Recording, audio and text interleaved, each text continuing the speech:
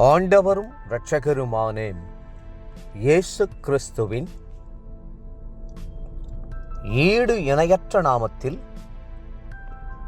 அன்றன்றுள்ளப்பம் வாசகர்களுக்கு எங்கள் அன்பின் வாழ்த்துக்கள்.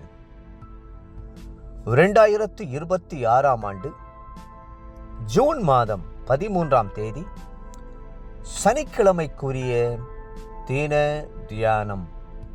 இன்றைய தலைப்பு ஜெபம் பண்ணும் பொழுது.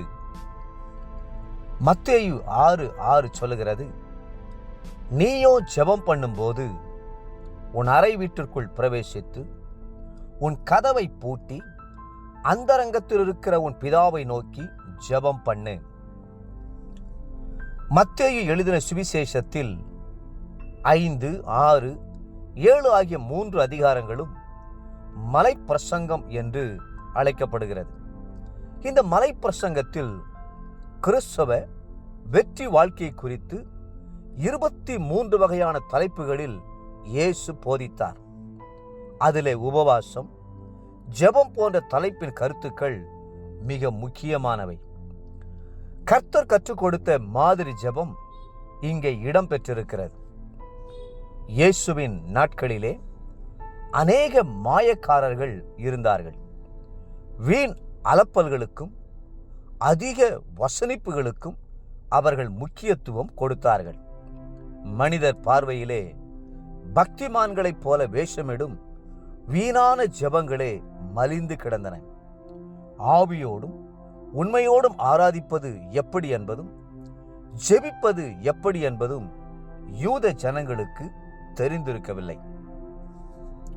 உங்கள் பிதாவை நோக்கி நீங்கள் ஜெபம் பண்ணுகிறதற்கு முன்னமே உங்களுக்கு இன்னது தேவை என்று அவர் அறிந்திருக்கிறார் என்பதை இயேசு அவர்களுக்கு உணர்த்தி காண்பித்தார்.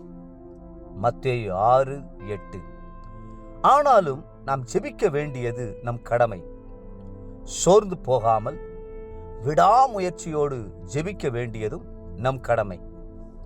அந்த ஜெபம் நம்முடைய உள்ளத்தின் ஆழத்திலிருந்து உண்மையாகவே தேவனை நோக்கி ஏறெடுக்கப்பட வேண்டும். ஜெபம் கிறிஸ்தவ வாழ்க்கையிலே மாபெரும் தூண். இந்த தூண் உறுதியாக இருந்தால்தான் ஆவிக்குரிய வாழ்வு உறுதியாக இருக்கும்.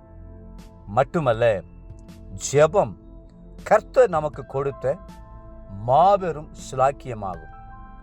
நமது சுமைகள், பாரங்கள், கண்ணீர், கவலை, மனவேதனைகள் எல்லாவற்றையும் ஜெப நேரத்தில் கர்த்தருடைய பாதத்தில் இறக்கி வைத்து விடுகிறோம்.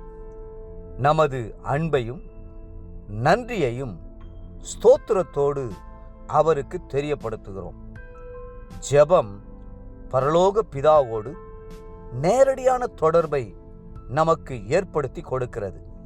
ஆம், நிச்சயமாகவே ஜெப நேரம் என்பது பரலோகமும் பூலோகமும் ஒன்றாய் இணைக்கப்படுகிற ஒரு நேரமாய் இருக்கிறது.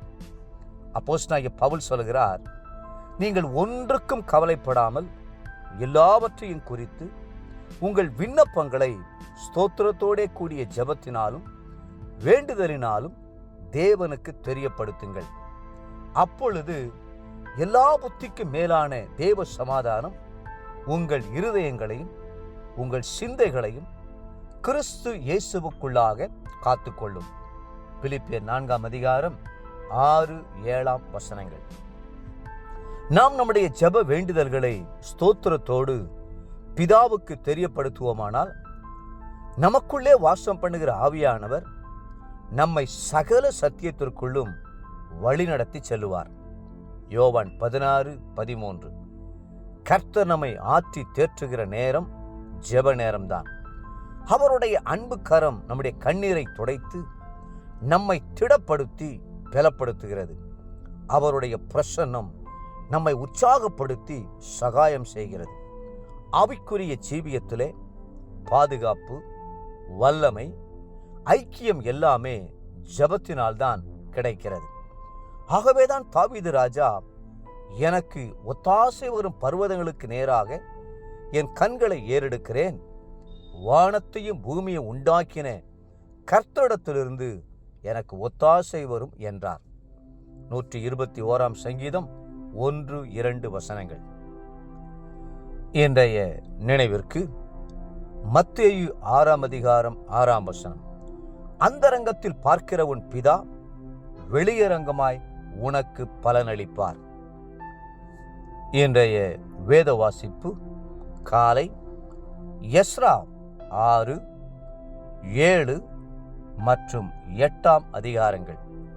மாலை யோவான் 21 அதிகாரம். அன்புக்குரிய அன்றன்றுள்ள அப்பம் வாசகர்களே, மீண்டும் உங்களை வாழ்த்துகிறோம்.